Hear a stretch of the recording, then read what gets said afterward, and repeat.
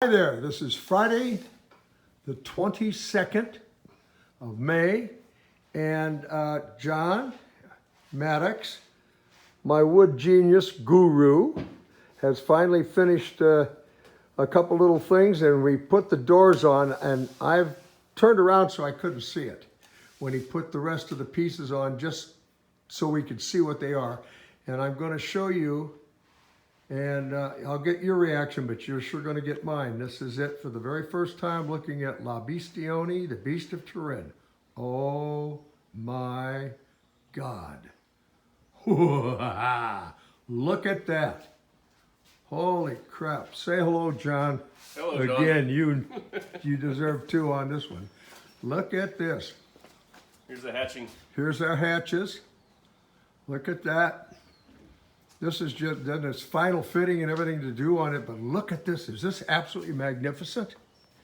Let me go to the back and show you what most people are ever going to see on this car at speed. And that's its butt. Is this unbelievable?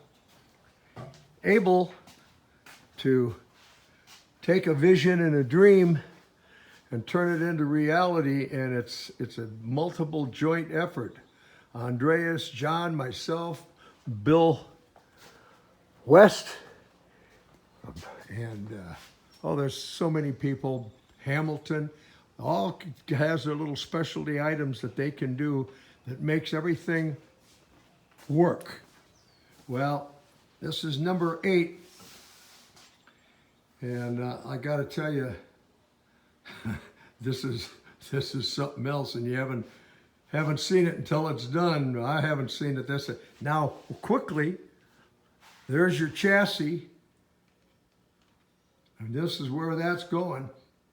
There's your seat up here on the right, straight ahead, with the headlights in it and all the bits and pieces.